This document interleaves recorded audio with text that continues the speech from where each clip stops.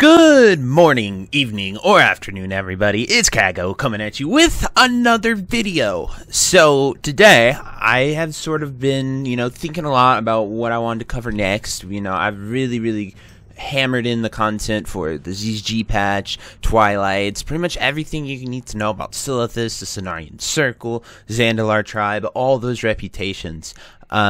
And so I've been sort of thinking, and while I've made so many gold guides and just things you can do with professions and stuff like that, I actually haven't made just a straight up profession guide.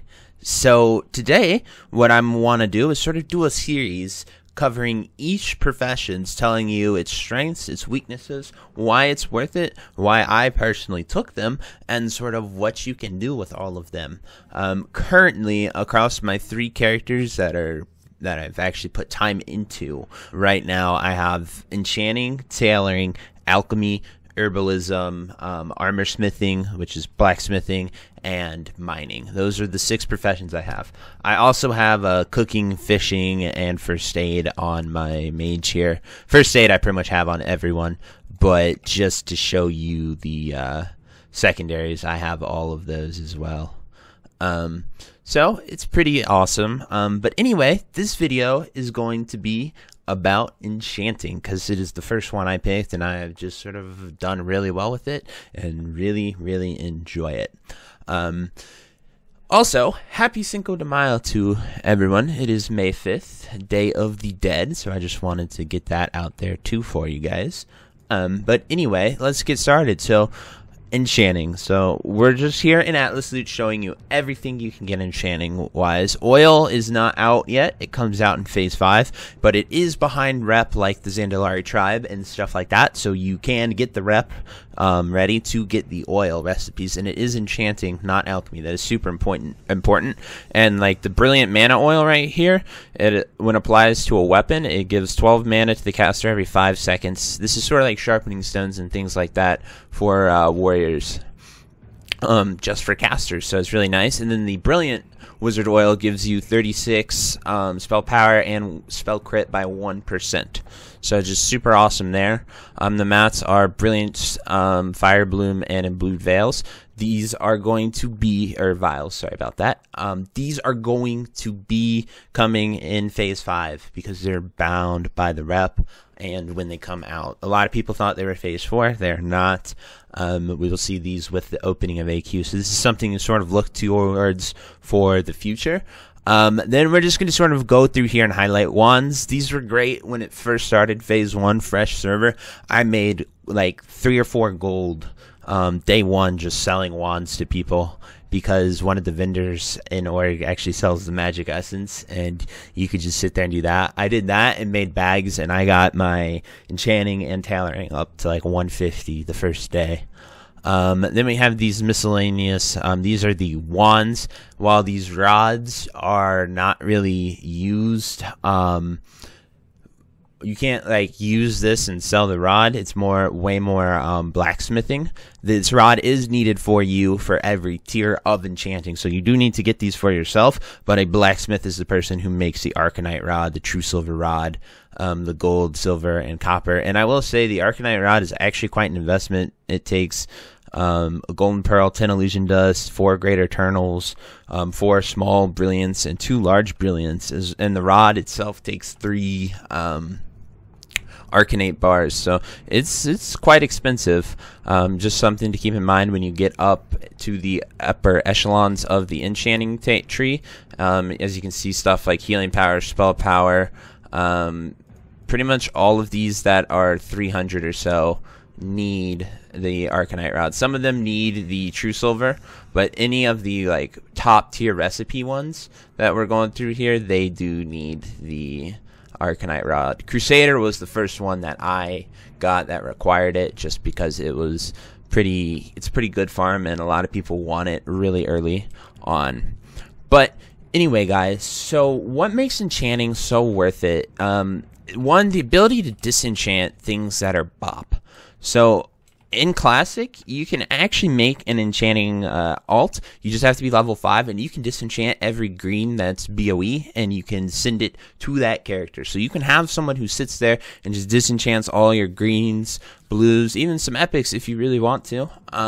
But the trick is that when they're BOP, you can't really do that. So, like, when you're grinding 5-mans, you're grinding raids, getting those extra pieces of gear, you can't really disenchant those yet. So it's super dependent on that, and that's why I sort of like enchanting here at the max level, is because I can stockpile that raid gear that no one needs. I can do a dungeon to get some large brilliant shards and stuff like that, because large brilliant shards are going to be going up, and they're going to keep going up because there are those oils take them, the abyssals and silithus take them right now, and some of the enchants that are coming with phase 5 in these gloves, those are going to be using them as well. So there's just a lot of things that are going to be using these large brilliant shards incoming very, very soon, as well as a lot of things that already do. So expect large brilliant shards to skyrocket, and I would start stockpiling them today. Another thing is with epics, Nexus crystals come out in phase 5, so we don't necessarily know what they're going to do with that. I did a video a few days ago sort of highlighting everything I believed with that, and we really just don't know what they're going to do with them. I personally think they will be Nexus crystals if you get them earlier and save them till now, because we are in patch 1.12, which means Nexus crystals were technically out at this time, so anything time-stamped for it in 1.12 should be a Nexus crystal once phase 5 comes out. That's just my belief. I could be wrong. I haven't seen any blue posts on it, so that's sort of up to you. But right now, the epics do disenchant 2 large brilliant shards, so even if we're wrong on that prediction, you will see a lot of large brilliant shards. And that's also going to make you a lot of money. Now, these hands enchants, the only ones that I really ever do, writing skill for all casters right now, agility, a lot of warriors and rogues get, some warriors get strength too, like this is up in the air, whether 7 agility, 7 strength, just depends on your class. I find me doing that for a lot of melees. Then there's always the professional ones like advanced herbalism and stuff. I see people going for those occasionally.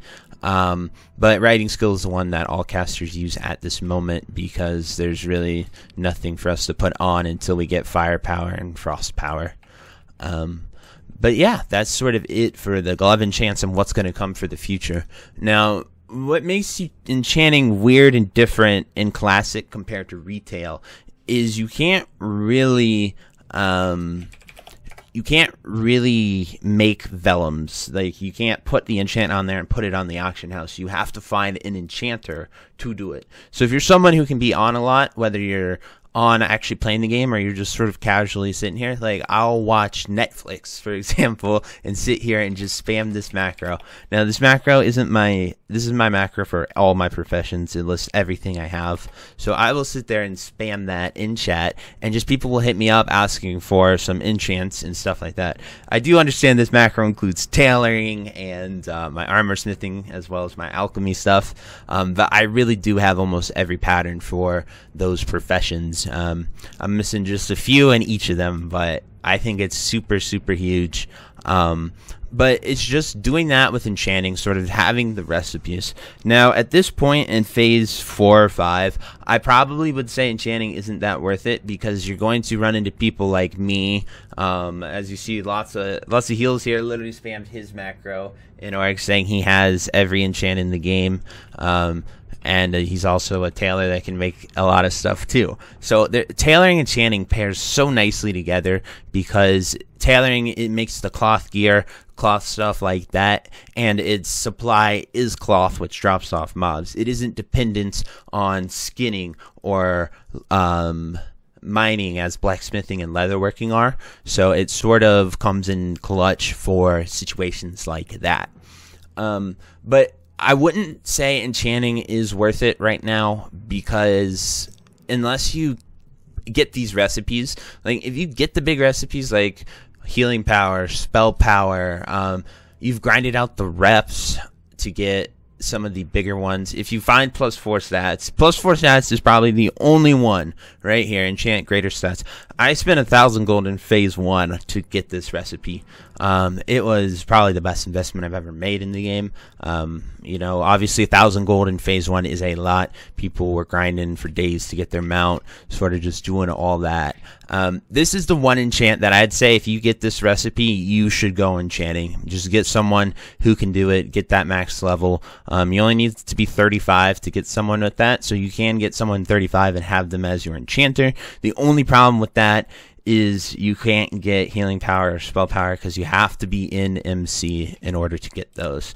So a lot of enchanting just requires reps to Exalted and getting lucky with drops and sort of getting those. So keep that in mind if you decide to go enchanting, but it can be so profitable.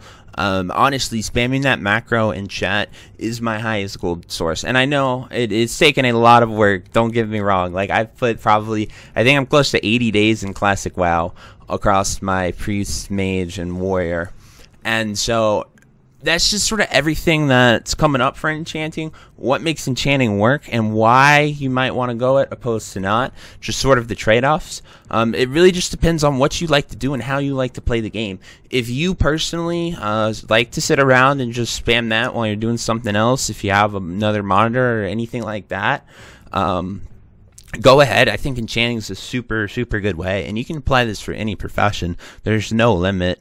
I legit have my mage right here and my priest right here for anyone that wants alch as well as that. And then I have my warrior back here at the anvils to craft Lionheart helms for armor smithing. So that's sort of just everything I like to do and why I like to do it. And this is mainly about enchanting, so I'm trying not to talk about all the other stuff I have, but just, you know, these are the things I do and why I think enchanting is super valuable. So anyway, I hope you guys enjoyed this video. We'll probably cover alchemy next, because that is another really good one, and it's super prudent coming up with the next stuff. So thank you guys so much. I hope you enjoyed this video. If any questions about enchanting, you'd like to talk more about it, or any other profession for that matter, please leave it in the comments, and I will do my best to get back to you. And then finally, guys, we just broke 1,600 subs on YouTube. It means so much to me, guys. Like, that support's awesome. I don't know, I like calling out these 100 milestones. Every time we hit another 100, I'm just gonna mention it, call it out, and thank you guys so very much. Another milestone we're actually super close to approaching is almost 500,000 channel views. So that just blows my mind. That's 500,000 people have clicked on these videos and the content that I'm taking the time to research, putting in a lot of effort towards, and it's really just resonating with people, and that just honestly means the world to me. I love playing WoW, I love helping people, and just to be able to game and make a difference and just sort of help people out with that, that's really all I want to do. So thank you guys so very much, and I will see you next time. Alrighty, bye-bye. If you made it to the end of this video, thank you so much for watching. It truly means a lot to me. If you happen to find anyone that you know would also benefit from watching this video, please share it with them. It helps me out a ton and allows me to keep doing what I love every single day, and that is gaming and sort of helping people any way that I can. So finally, thank you so much, and I hope you have a fantastic day. Goodbye.